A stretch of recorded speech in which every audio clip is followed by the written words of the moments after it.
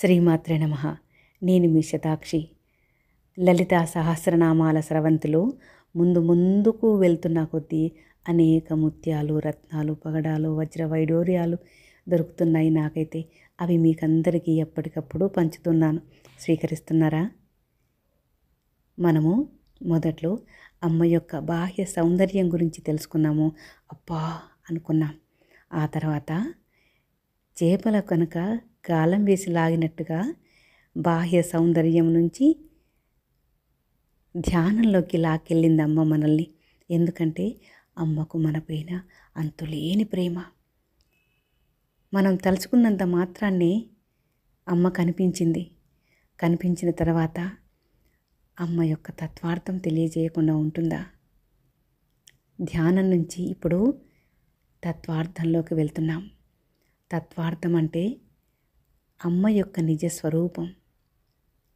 ఆ ప్రయాణంలోకి మీ అందరికీ స్వాగతం.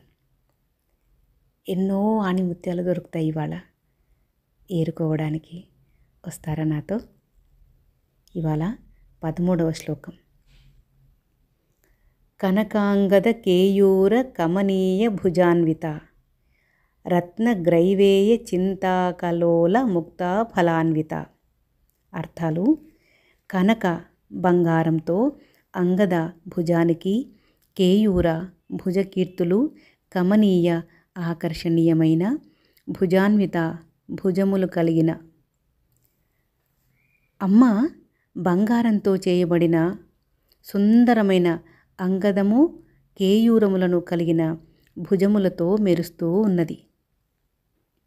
అమ్మ చతుర్బాహు సమన్విత అంటే 4 భుజాలు కలిగినది. 4 భుజాలు అంటే 4 వేదాలు అన్నమాట. తల్లి ఈ బ్రహ్మాండాన్నంతటినీ తన భుజాలపైనే మోస్తుంది. అటువంటి భుజాలపై అంగదము, కేయూరము ఆభరణాలుగా ఉన్నాయి. అంగదము అంటే రాజులు ధరిస్తారు కదా. తన శక్తిని, ధైర్యాన్ని తెలియచేయుటకు రాజులు భుజాలపై ధరించే ఆభరణాలు. అమ్మ అంగదమును ధరిస్తుంది అని సూచించటంలో అంతరార్థమేంటి? అమ్మ విశ్వమాత. ఈ విశ్వాన్ని తన భుజాల మీద మోస్తుంది అని. అమ్మ అంగదాలను ధరించి మనందరినీ రక్షిస్తుంది అని అర్థం. కేయూరము అనే ఆభరణాన్ని అమ్మ తన చేతులకి వంకీలాగా ధరిస్తుంది. ఈ అంగద కేయూరాలను బంగారంతో చేశారు అన్నాం కదా. బంగారంతో చేసిన ఆభరణాలలో శక్తి ఉద్భవించి శరీరానికి అది ప్రవహిస్తుంది.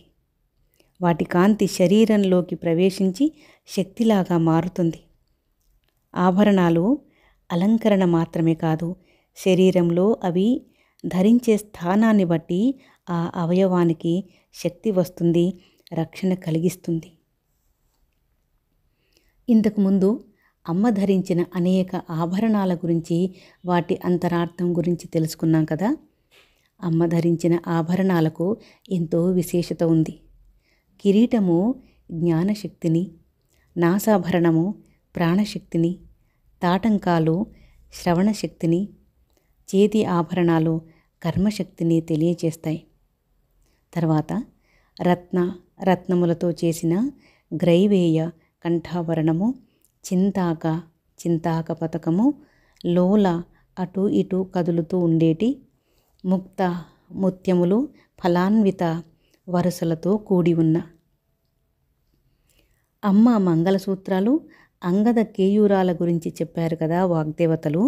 ఇప్పుడు అమ్మ మెడలో ఉన్న ముత్యాల హారం గురించి చెప్తున్నారు.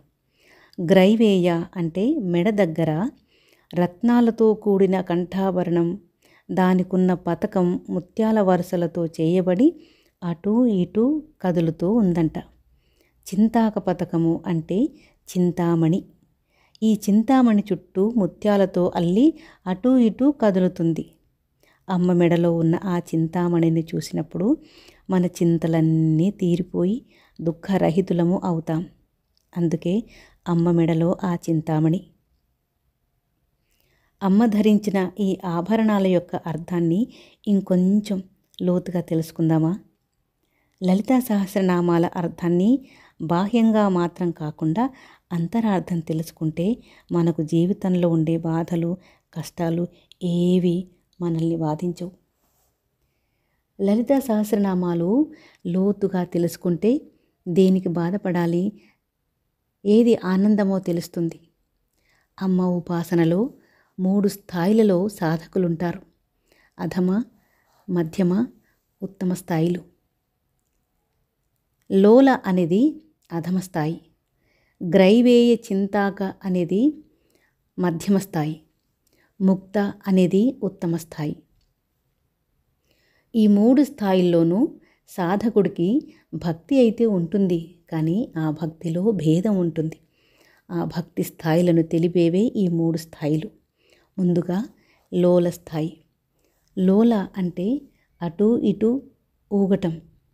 అమ్మ మెడలో ఉన్న ఈ పతకము ఏ విధంగానైతే చంచలంగా కదులుతుందో, ఈ అధమ స్థాయిలో ఉన్న భక్తుల మనసు అమ్మ మీద ఏకాగ్రత లేకుండా చంచలమైన కోరికలతో నిండి ఉంటుంది.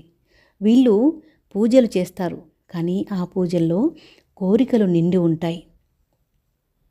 ఈ స్థితిలో ఎంతో కొంత భక్తి ఉంటుంది, కానీ భక్తిని మించి అవసరం ఉంటుంది. పూజలు చేసేవారు అధమ స్థాయి వారు అన్నమాట. ఈ స్థాయిలో ఉన్న వారి మనసు ఊగిసలాడుతూ ఉంటుంది.